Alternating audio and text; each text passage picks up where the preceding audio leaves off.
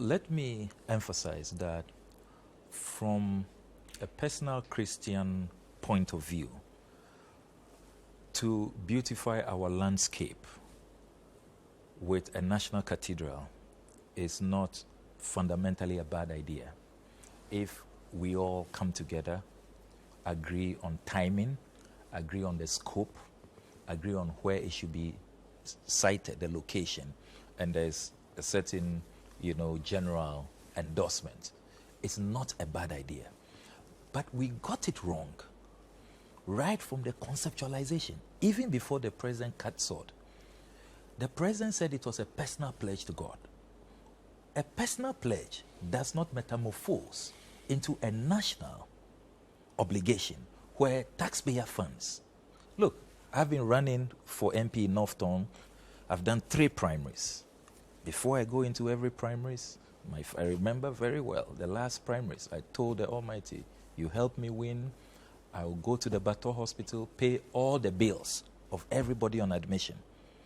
I didn't emerge victorious and then when we call a Deba, went on the local radio station and said that, look, everybody should, you have to contribute. When I was making the personal pledge, I didn't know it to be, so enormous.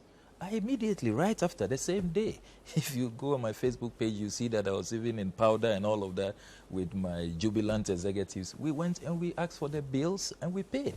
I redeemed my personal pledge. I didn't bother people with it. We all make personal pledges. So when you say it's a personal pledge, that if God helps you win the election, you will build a church in Anna. Look, I know of many guys, for example, the Fair Sky Group CEO, he's built over 80 churches at the last count. He doesn't come to disturb, the larger, society that, the people must pay for it. So that whole conceptualization, personal pledge to God, you should pursue a personal pledge as a personal pledge. And that's why you won't find it in the MPP manifesto.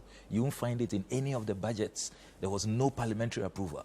So when you say a personal pledge, and you even call the clergy, you know that there are some of the eminent, respected clergy of our country who have even bent their fingers because somebody like Archbishop Duncan Williams, who I revere, I hold in high esteem, went public that he's received full assurance from the president.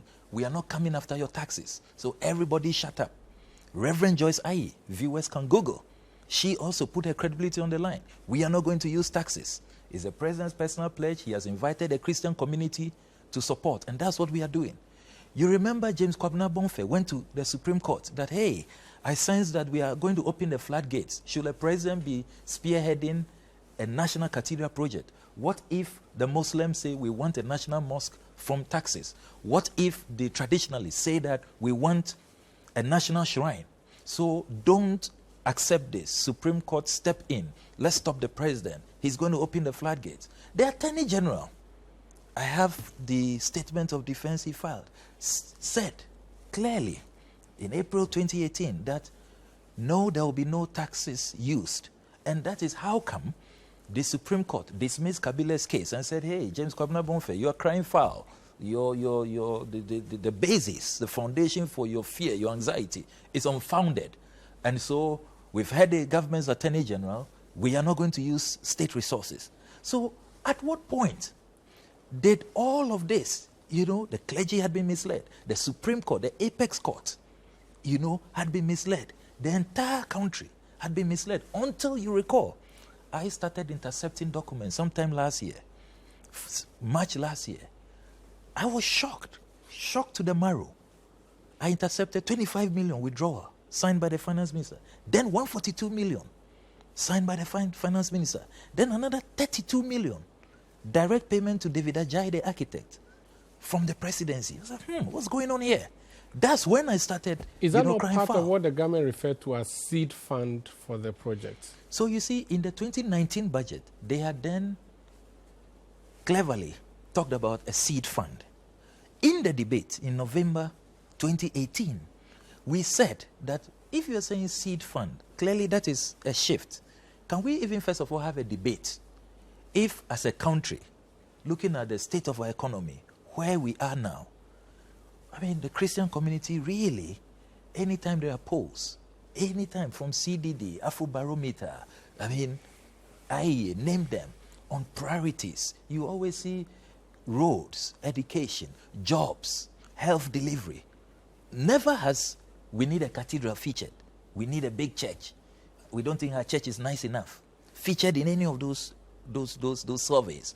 However, if the president thinks that a personal pledge should metamorphose into a national agenda, a national project, let's have a debate. Let's open it up. Let us have that. We know how projects become national. It's first debated in Parliament. It is budgeted for clearly. There's a line item. So just mentioning seed money, and then we ask, where would that seed money come from? How much is the seed money? All of these requests went blank.